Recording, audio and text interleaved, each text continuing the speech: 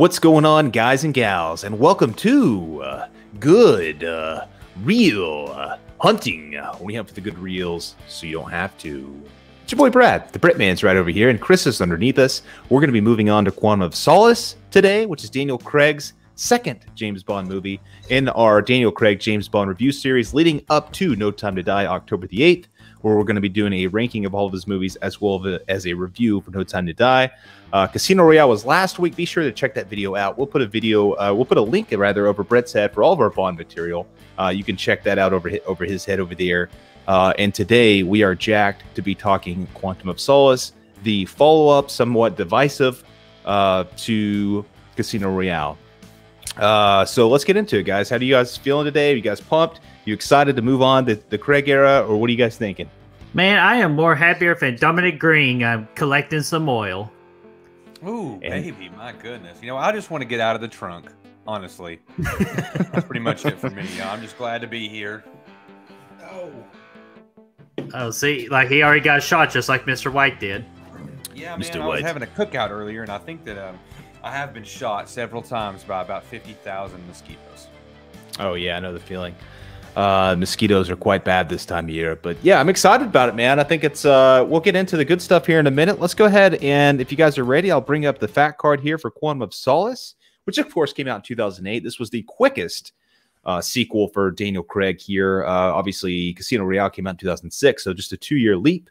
November 14th is when it came out. It's got a 6.6 out of 10 on IMDb, a 64 on Rotten Tomatoes with a 58 audience score, $200 million budget with a worldwide rack-in of 589 million and a half. And Mark Forster, not Foster, is the director here of this flick, who is not really known for action. But guys, what do you guys think of these numbers and facts for Quantum of Solace? I would say for Quantum of Solace, that is all of it is perfectly accurate. I don't see one problem. I think it all those numbers best represent what this movie entails, and I'll get to my thoughts on it here in a little bit. But from those numbers, they look good to me. And I'll second that. This is pretty much exactly what you would expect. I really did not realize that the budget on this was that big, but everything else, I think the numbers all fall in line. Hell yeah, those budgets will only continue to increase over the course of the next couple movies. Let's get into Bond here. Yeah, again, Brad pointed out earlier that this is Daniel Craig's second appearance as one Mr. James Bond for Quantum of Solace, and he was really solid in this one, and we'll get into further detail about our thoughts on that. And then for the next slide, we are at the villains. Do you want me to butcher these names, or does somebody want to take a crack at it? No, he's already assigned you this slide. Here we go. So, here we go. Butchering time. Our villains, of course, we got our main villain of Dominic Green, which is played by Matthew Amalric. And then we got the General Medrano, which is played by Joe King Cosio, and then we got Henry Mitchell, played by Glenn Foster. Okay, I like it. My apologies, Mr. Joaquin Cosio. Yeah, you've obviously you saw this guy. He recently was in Suicide Squad. Actually, yes, that he was correct. While also playing a general. And Chris, I'll let you take this slide right here, my friend. Ooh, baby. Now listen, this right here. Golly, man. I really like the chicks in this one, you know. But of course, we have the beautiful Camille How does she say her name in the movie? How the fuck is she saying this? Montez. Camille Montez. Montez, which is portrayed by Olga Kurylenko, and Strawberry Fields, Not Forever, played by Gemma Arterton. I dig it, man. I dig it. I think they were both. Get me out of here. Get to the next slide. Okay. In this freaking movie here, we have the Quantum of Solace car here, of course, for us here is the Aston Martin DBS V12, which I actually had the opportunity of seeing this vehicle at the Bond Museum. It was all torn up and everything. It was really cool. So that's cool. So that's just kind of our Bond facts here. We'll get into the movie now.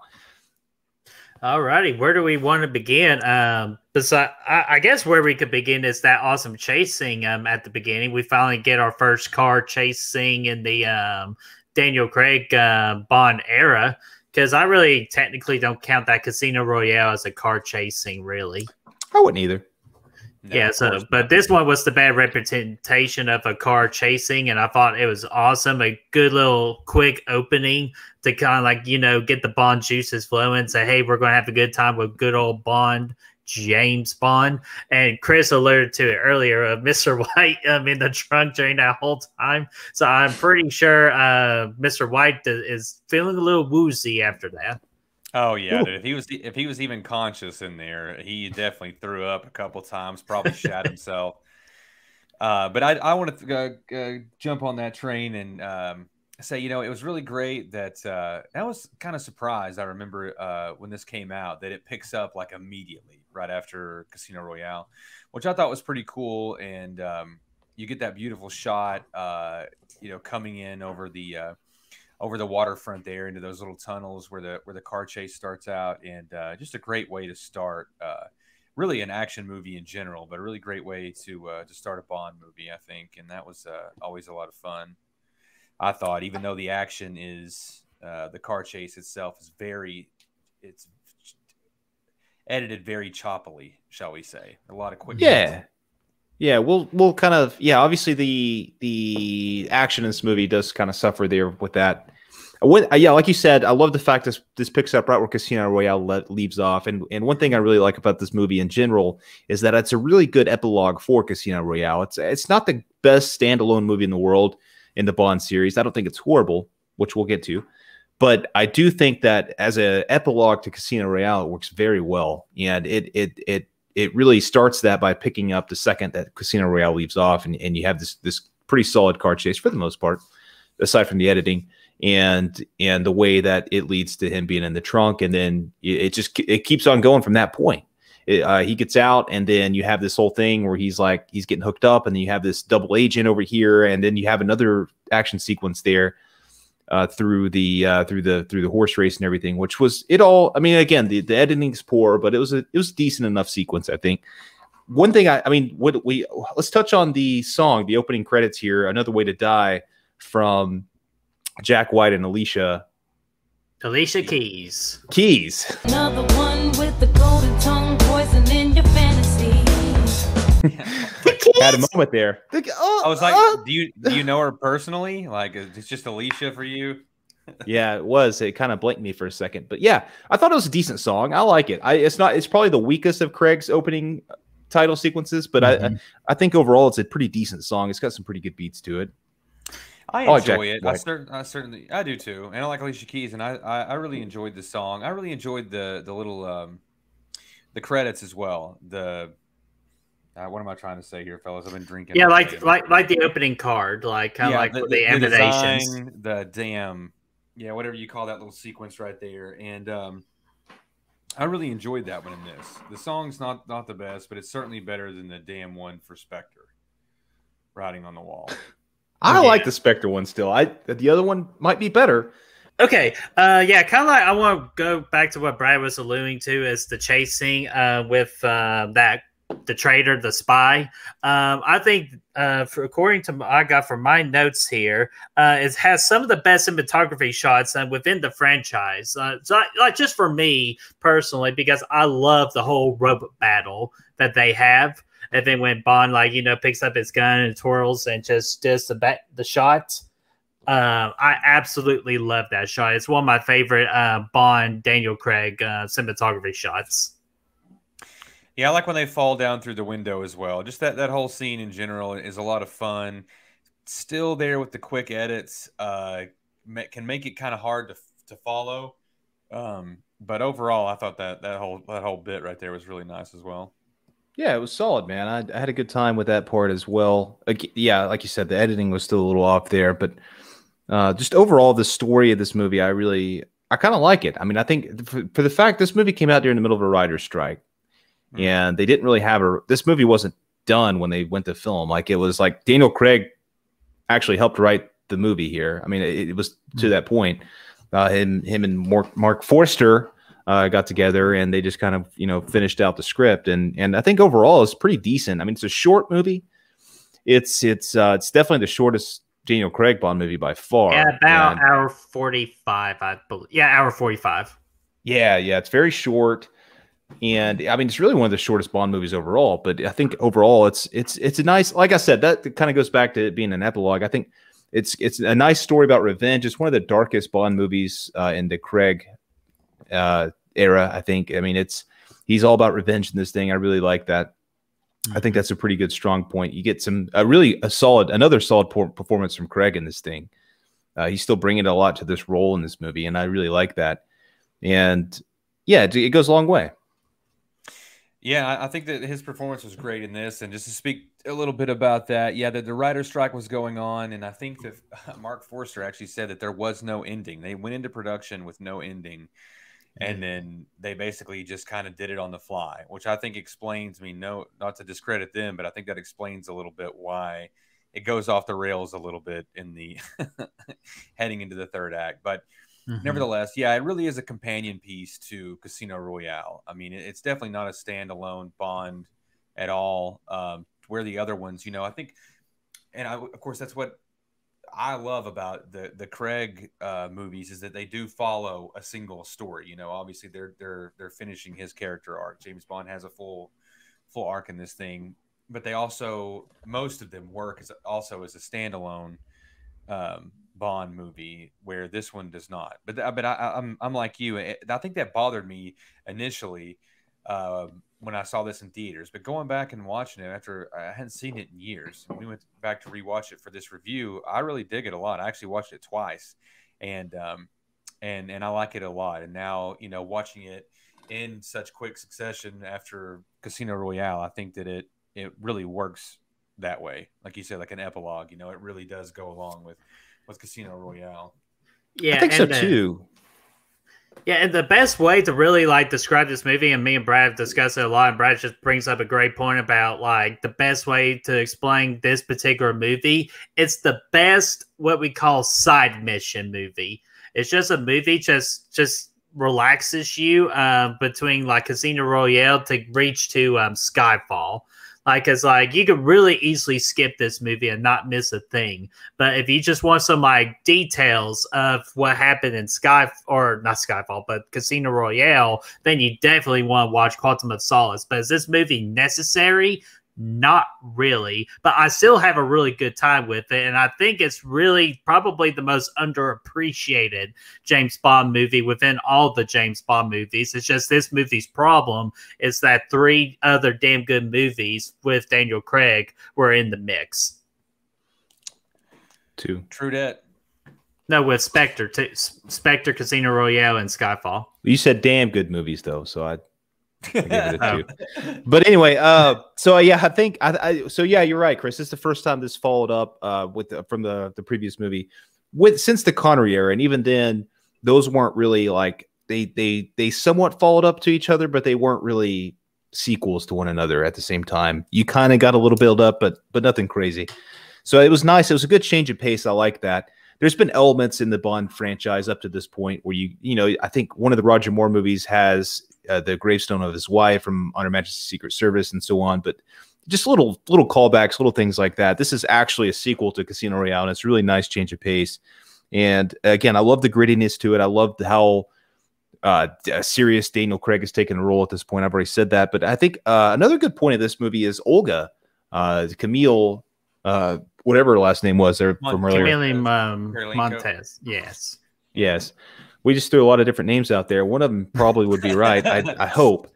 But I think she did a pretty good job in this. I think she's actually a pretty underrated Bond girl because she kind of, I mean, there's so many good ones, but I think she did a really good job in this movie, and she kicks some ass. She was the first time in a while that Bond was paired up with another agent or another, spy for the most part. He's done that a few times, but I think this is the first time in a minute. I guess probably since Die Another Day, so I guess it wasn't that long. So scrap that. But either way, I think she was pretty solid. Yeah, I didn't mind her performance at all, really. Just my problem with her is she really just got her ass whooped mostly towards the end. I felt like she got lucky with her victory, but I don't think she was professionally trained for hand-to-hand combat, really. So I could kind of forgive that, but all the other stuff with her, like the scenes and everything, I actually think she really did a good job as well. Yeah, you got to understand the dude. I mean, she's going to get somebody like twice her size, and she still won the battle at the end of the day. So I think she did a pretty good job. And I think she had, I mean, decent. It wasn't Eva Green good, but I think she had decent chemistry with Craig as well. Some of my favorite scenes in the movie were when they were in the plane together, and they just had a nice little conversation before shit hit the fan. I thought that was a pretty good sequence, and you're kind of learning more about her backstory and how her family was killed and things like that. Now she's out for revenge, just like Bond's out for revenge. And you have this whole kind of thing where they kind of need each other, but they don't really like, they're not really like falling in love or anything, but they still need each other. You know what I mean? So it's a cool little sequence there, I think. And I really kind of like that. They're both kind of in the same boat. And I like that story point. Speaking of boat, that chase and that boat chasing was really awesome. One of my favorite scenes in the movie. Yeah, that's a lot of fun. Yeah, I like that. That was where he drives the motorcycle up on there and tears it up. A good sequence again. The editing is clunky, but I liked it. That's a lot of fun. Another thing I wanted to get to as the story moves along, you know, I'm really glad that they brought the character of Mathis back. I really enjoyed their camaraderie, if you will, in Casino Royale, and I'm glad that they clear his name and he gets a nice moment. I think that further, fuels Bond's revenge aspect, and I think that I just like those two together. And it could just be that actor is really good, that he's just elevating what was on the page so much, and him and Daniel Craig just have great chemistry, but I like all the scenes that they're in. And I think that's just a really great character whenever he comes back. And he's ribbing him about the wine and stuff, and he's basically like, "What the fuck are you doing here? You've tried to put me in jail," And then, of course, he ends up dying in Bond's arms. So I think that their relationship was a nice touch that I really enjoyed in this one. Yeah, and I like when they had like their interaction on the plane where Matthews was looking at Bond and he's not sleeping. That's how solely focused on revenge Bond was. And not only not sleeping, but also having like 6 of those fucking double martini lemon drop orange peel things. Yeah, like I'm telling you, it's just like again like good character development too. It's just like Bond's not sleeping, he's not doing anything until the job gets done. Like he's that fucking focused in this movie. Yeah, I think he probably slept pretty well after those drinks. Eventually, we just don't get to see the scene where he's like back there face down. It's like, for like 8 or 9 hours straight. He was definitely drunk as a mofo, but I did love that moment there, Bert. That was another really good moment of the film, I thought, as well. I also like the storyline kind of, and yeah, it's been done 1,000 times in the Mission Impossible franchise, and even within the Bond franchise, License to Kill. But I always like the storyline where Bond goes rogue, and he's kind of M's trying to bring him in, and he's like, "No, I'm not doing what you're telling me. I'm onto something here." Again, that story's been told many, many times, but I still enjoy it. I still like this here. It really fits with the Daniel Craig story, especially after Casino Royale. It works for me. So I really enjoyed that, especially when M shows up and Miss Strawberry Fields was covered in oil, which is a nice callback to Goldfinger whenever Miss whatever her name was covered in gold, obviously at the end of that, or at the beginning of that. Though, did anybody else feel like there should have been a handprint on that ass? In the oil, I mean, maybe even a smear one, like I don't know, but anyway. But let's not deny the fact that James Bond did figure out his new favorite fruit, and that was strawberry. Strawberries have plenty of fiber in them. What happens to your body without fiber? Yeah. No more berries. You see, so you do not quite appreciate my dietarian expertise. But anyways, that's a whole nother video. With Olga and Miss Fields coming into this, it starts to get that transition to the more traditional Bond role where he's kind of sleeping around and doing whatever. He's not really getting attached to anybody. Are you kidding me? He just didn't know where the stationery was, bro. That line I simultaneously love, and it fucking makes me cringe. I'm not sure where the stationery is. And I was like, come on, man. Yeah, like, yes, you do. Like, he could have just been like, Would you like to fuck? No, That's what. Yeah. but yeah, no, I like that. But yeah, M was good. Like Brad was mentioning, M was again another strong performance by Judy Dench, and I like her. Like just like really going after Bond, like trying to be more strict with him, and seeing the like the lengths that she has to go to try to stop Bond, even though every freaking step she takes, Bond is just one step ahead of her. So just to see that dynamic was really good. Every step you take, I'll be ahead of you. Okay, well, that's gosh. interesting. I thought you were going a And different route there. So. and I do remember, wasn't there a good line at the lobby too when Bond was coming in? Yeah, he said, "Somos estudiantes y necesito a room for the night," or something like that. Or no, I thought he was like walking in. It's like, is that like your mother? Oh yeah, something like that. Yeah, that was on the plane. Yeah, that was a part of the sequence I liked when they're sitting there. It's like, is that your mother or something? She likes to be or something. He has a nice little remark. Yeah, she likes to think she is. Yeah, that's what it is. Yeah, we talked about that on Casino Royale. Yeah, because I love that's one thing that they really did right. I think in the Craig era was that they really made M a full character. You know what I mean? Like a real 3-dimensional character. And I thought Judi Dench kills it, and she was great in Casino Royale, great again here, great in Skyfall, and their relationship I think is really like I think outside of Vesper, it presents the most emotional stakes for Bond as a character. You know what I mean? Because really deep down, he does love her. You know what I mean? Right. Really not like yes. romantically, but I think that he cares for her. Like a mother. Exactly. Yeah, exactly. And I think that's always present in the Craig movies. And I really love that. Which is important because we learn later in Skyfall, and we'll talk more about it next week, but he doesn't have a mother. He was orphaned, very young, and this is probably his only mother figure he's had since then. So right. Mother and like in a way, mother and father, because I felt like she was both. Yeah, and so as Ralph Fiennes or whatever. Yeah. No, yeah. No, okay. he who must not be named. Ralph Fiennes. Yeah, Ralph Fiennes. That's what you called him. Hell yeah. One thing I do want to toss out there that I really I never noticed when I saw it originally, even the first rewatch, I really didn't pay that much attention to, but I watched it this third time, or this second time as of late. I really dig the score in this thing, man. It has these little I don't really know how to describe it. It's not great all the way through, but there's these certain moments, especially like the opera thing when he's like right in the middle of a mission and stuff like that. It really hits these when they're in the airplane.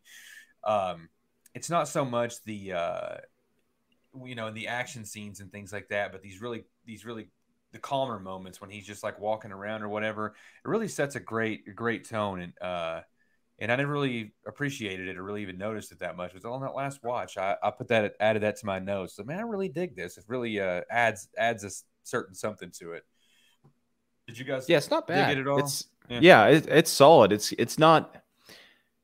It does its own thing. It's nothing. It's not over the top. It's not crazy. It's just there, and it adds to it. And it's really nice for this kind of smaller scale story not to have this grand, scale score to it. It's not necessarily memorable, but it's solid, and I really like it. Yeah, and I like the score too. Like pretty much, like I really don't have major complaints with any Bond score except for Die Another Day. We'll get to that score eventually. But in this one, like the whole opera scene, I really did enjoy too. Where like the people are meeting, and then Bond's got the earpiece going. Y'all should pick a better meeting place. Yeah, classic Bond move, dude. Yeah, I love that. I just have a good time with that opera scene, and just kind of like using the opera like score when Bond is doing his Bond thing. I think that was a nice touch as well. Yeah, I think so too, man. I really like that. And one thing, I kind of while we're on that note, I just kind of talk. Well, it's not really on that note, but it's off the wall entirely. But one thing I really did like was Mr. White too. Like kind of building his character up again, a villain coming back for another role. Though we didn't see much of him in Casino Royale, he was very critical to that movie and everything that he did. And to see him come back for another role, it might have been. Now Blofeld returned the character several times in the Connery area. era, but I don't think an actor has ever come back to reprise the role of a villain until this point. I might be mistaken on that, but based on my memory, I think this is the first time that happened, and I really like that. I like the way they bring him in again and continue to build up his character a little bit. It's kind of disappointing where his character ultimately ends to an extent, because I think he could have been better. But I think at the end of the day, I think that's awesome for him to kind of be in here, kind of getting to learn more about him and Quantum, the organization that he's with. I think that's a really cool story point, which we kind of talked on a little bit earlier. But I think that's really cool. Yeah, I agree. And I want to move on to something here. Oh, and speaking of staying with the villains, though, I do think that Matthew Amalric, Dominic Green. Yeah, Dominic Green, however you want to say it. Man, he is so. I really enjoy that actor, and he has been in a lot of great shit. But he's so well suited to be a villain. Like, he can stare people down. Like, he stares at people in this, and he's so good at it's just like making you feel uneasy. Dude, I'll get into him when we talk about negatives, man. Okay. Yeah, well, I think that he's I thought the performance was good, and that guy's really well suited to be a villain. That I can agree with. And so we're staying with positives and kind of talking about the good stuff right now, man. How awesome was it to see Felix come back, man? Because he was one of my favorite parts. I love Jeffrey Wright, and I love to see that character come back. And he comes back with mustachio David Harbour, which is fucking awesome. Man, that's a negative for me for David Harbour. What are you talking about, dude? This is him. This is obviously a prequel to Black Widow. I mean, this is definitely for sure that, and he was solid. He was your classic. I'll get to him in a little bit. Yeah, but I love that Felix is good. Felix back. Yeah, man. Yeah, I just wanted to throw that out there. I know that he's not a big part. He's just a very small bit player, but and he's supposed to be in No Time to Die, right? Yes. Yeah, he's coming back. He's one of the larger tunic. I mean, aside from M and Q, but he's a well-known returning character throughout the franchise, and it's cool to see him come back. I love the way Jeffrey Wright. I love that he's done a great job in the role. I think so. I think just having him come back was great to build that character a little bit more. Can't wait to see him come back. Yeah, man. He's so. Do you guys watch Westworld at all? I watched the first season. He's really great in Westworld. That's just a side note on there. Yeah, he's awesome.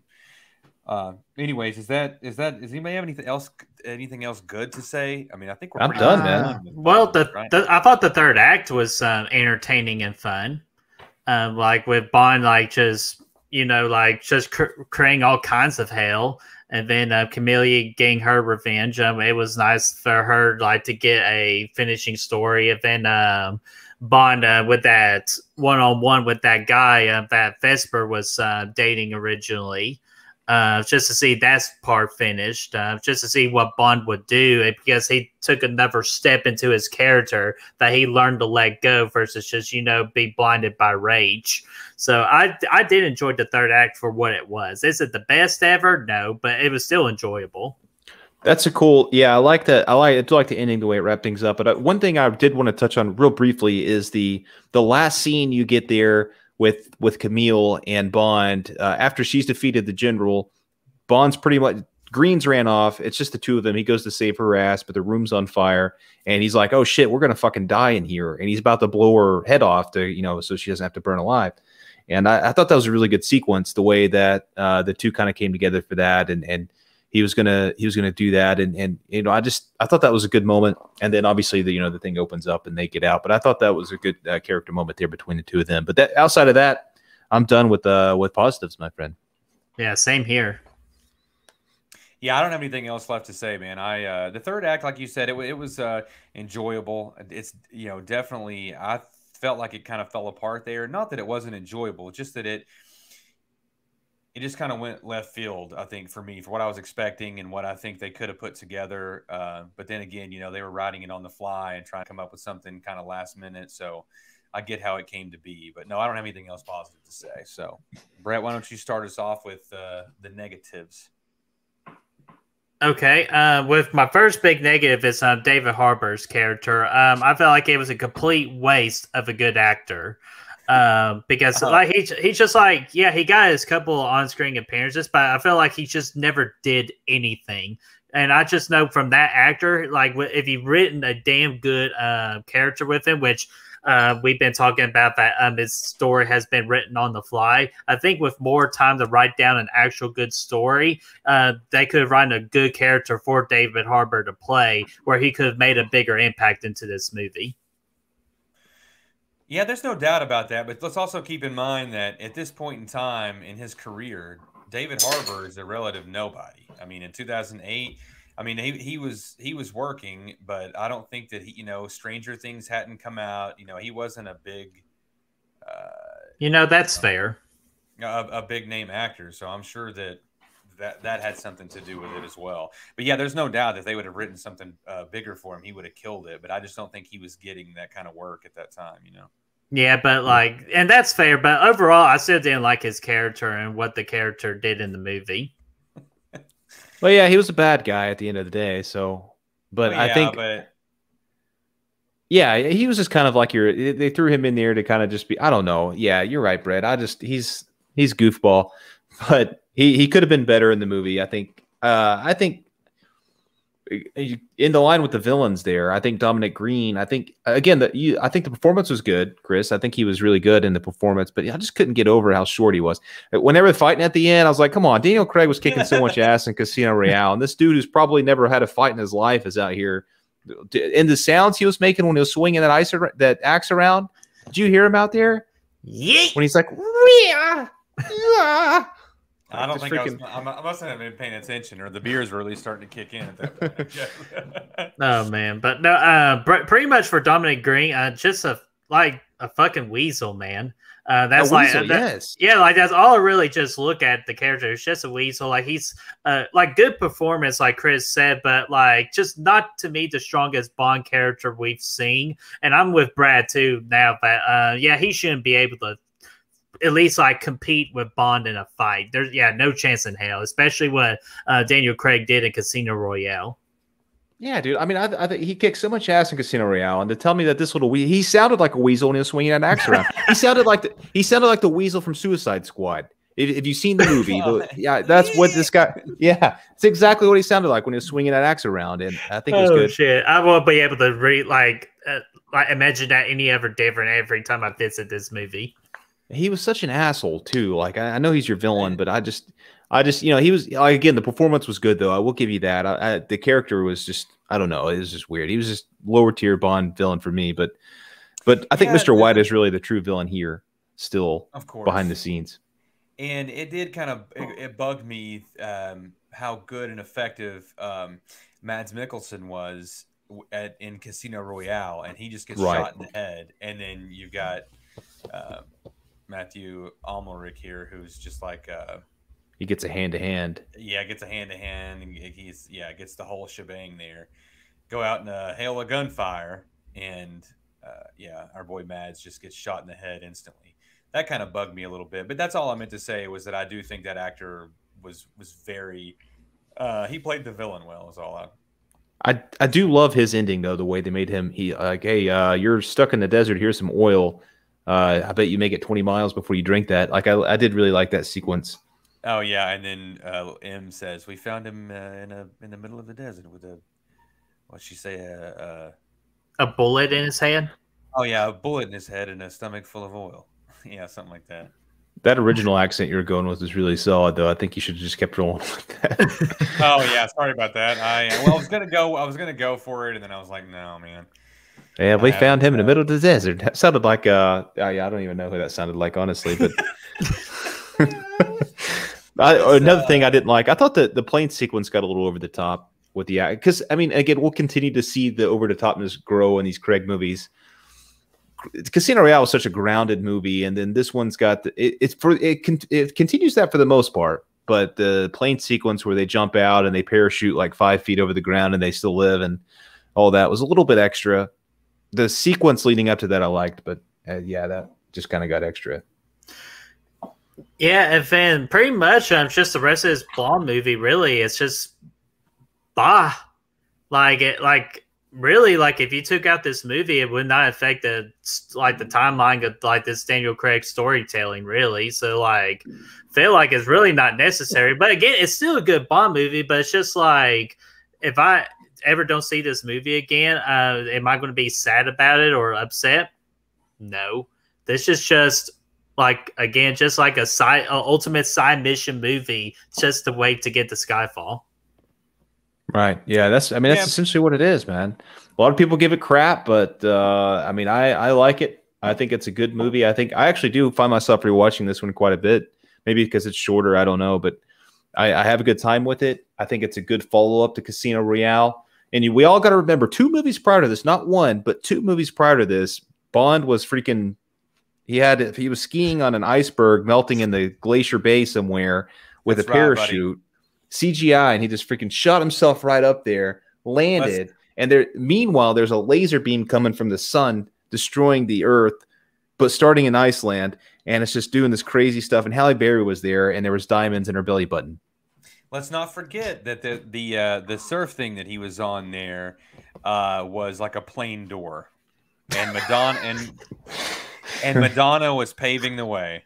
With that remix, that beautiful Die Another Day song. All right, why do we keep on going back to Die Another Day? Why? Because it sucks. It does suck, and we're going to get to it eventually in our whole ginormous Bond review series. But let's go ahead and just wrap up Quantum of Solace. Let's do it, friend. This is the topic, and we need to go ahead and give it a grade. Get it graded. All right, let's give it a grade. I say a 3.5 out of 5. Again, a very solid Bond film. But again, its only main problem is that it's just, again, feels like a side mission movie. And that it was competing with other good Daniel Craig Bond movies. So 3.5 out of 5. And I will second that. That's exactly what I had on the brain. I had it rated before, 3.5. I think it's perfectly serviceable, just nothing special. And I do wonder if it wouldn't have been, if it would have been better received if it didn't have, if all the other Daniel Craig Bonds weren't as good as they are. You know what I mean? So I don't know. Either way, I think it's perfectly serviceable, just nothing special. So 3.5 for me. I concur with both you gents. That's my same score, 3.5 out of 5. Hell yeah, so that's going to be a very low trip to the Tosche station to get some good old power converters. Power converters? But I was going into Tosche station to pick up some power converters. All right. And well, guys, that's it for Quantum of Solace. Just like the movie being a short Bond movie, this is a short Bond movie review. And next up is going to be one of my all-time personal favorites of Skyfall. Can't wait for that, friend. Oh, yeah, I definitely cannot wait for that. It's going to be exciting, but let's go ahead and wrap it up here and send you all home. So, guys, what did you all think about James Bond, Quantum of Solace? Do you think it's one of the most underappreciated Bond films within the Bond franchise? Or do you have some problems with it where you don't feel like you're going to revisit this movie as much? Let us know in that comment section down below. Let's get that discussion rolling. And if you want to find a good reels, you can do so by finding us on Facebook, Instagram, Letterboxd, Twitter, Snapchat, Apple Podcasts, Spotify, and TikTok. Those links are going to be for you to find down below. Absolutely. And be sure to like this video, share, and subscribe. And, of course, ring that bell. Ding, ding, ding. So you know when the next Bond review is up and ready. Yep. Put in your dentures next week and let's rock. And we'll meet you. Hey, wait a minute. And before we actually end here, because there is going to be a very important topic that we're going to have to discuss for next week. I mean, it's a goddamn rat, man. We're finally going to get to the damn rats. So we're talking felching. What? Wait, okay. We got to get out of here now. We'll see you at the muskrat tables. The muskrat tables. See you guys. Goddamn rat, man.